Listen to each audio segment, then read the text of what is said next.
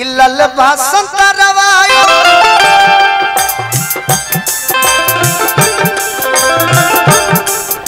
तनी ओढ़ के भक्तिन बनो का कोइले बन भगतिन बने के बाद भगतिन मान लो जे हम शिव जी होखी आ तू पार्वती हो ओह भाव में हमरा प्रेम में हमरा के पावे खाती 80 बरिस ना एक दिन तपस्या करबू तहार हो जाई आज के भगती है कहता है जोखमी सर ओह भाव में बोले भजन कर आओ मित्र तू आओ आज हमरा से भजन सीखल कि भजन में कौना तरी नृत्य हो सकता तारा के तो बालखंडी बाबा देखिए है सिटी मारता अब तू बैठा दोस्त तोहरो के बुलाई हम भजन से इतना प्रेम बहुत जाता है के बालखंडी बाबा उबार देश भोले बाबा के माई के गीतन पर इतना नाचे खातिर इच्छुक हमने पहली बार ऐसे भक्तों को देखा है। हे भारती जी भजन में आवो लल बसंत रवायो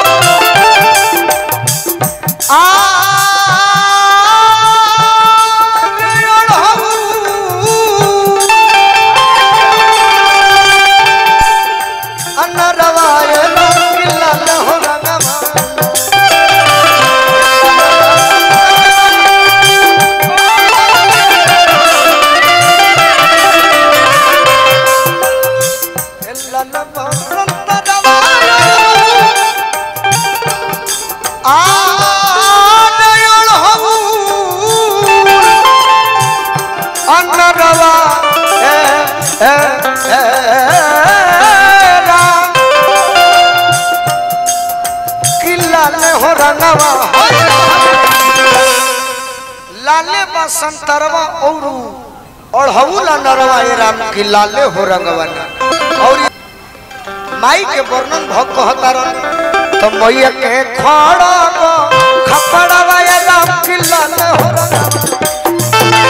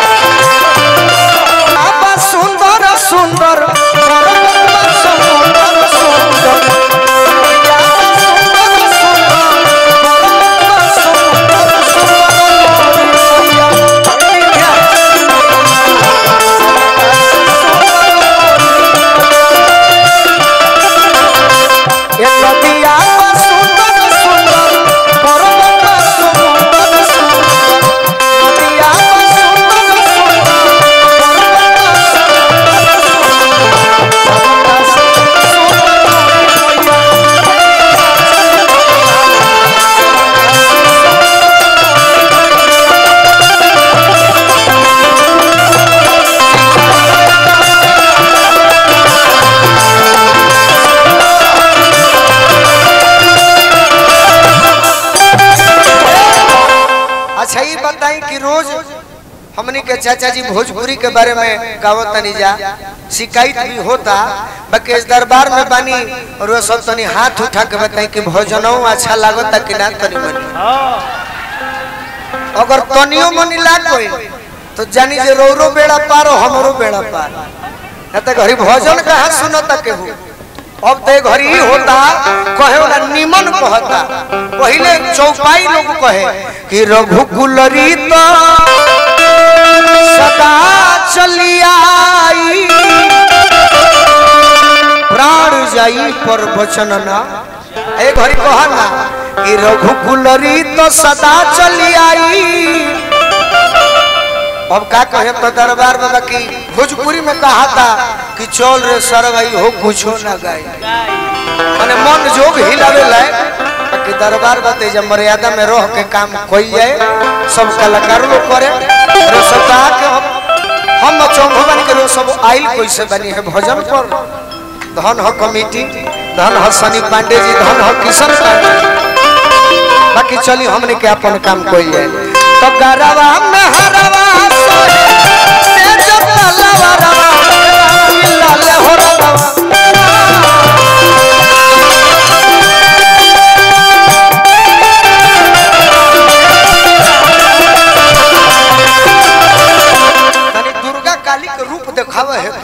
काट के हम तार वर्णन करतनी माने माँ के वर्णन एगो भाव करत तो भाव में हिलावत नहीं के भाव अरे गरवा में हरवा आज पे जत्ता लवरवा किला ले हो रवा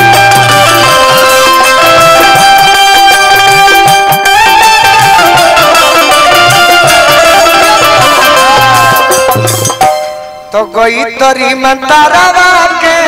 अच्छा रवा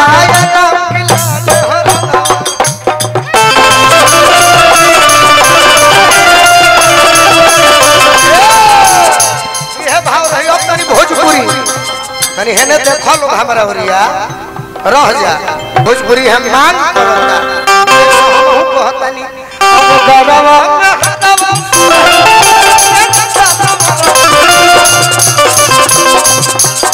तारवा के अच्छा रवा राम किला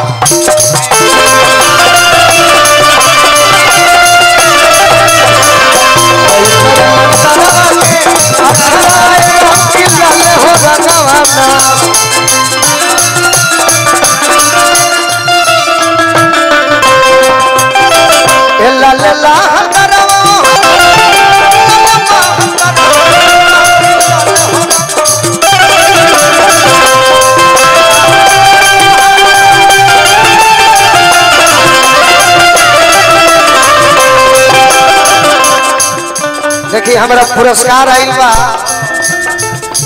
हाथों खत्म में बाबू अखियों ले ये जीती है सोलाई पर प्रचंड प्रोडक्शन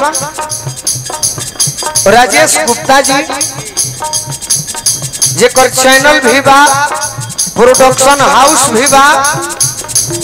बालखंडी नाथ बाबा के कृपा बना रहो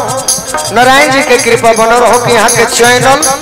यहाँ के जितना हाउस होके टोटल हिट हो जाए ला ला ला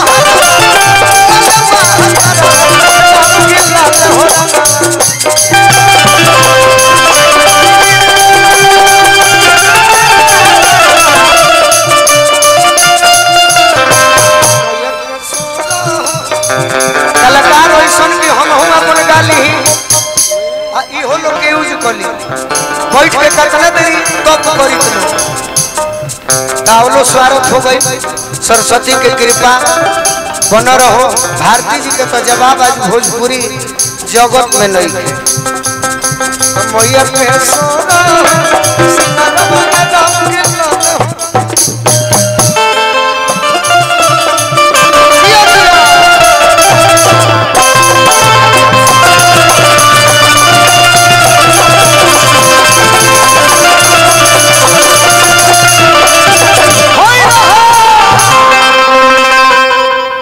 प्रेम से बोली सच्चे दरबार की। अब आई अब एगो शंकर जी के गजरी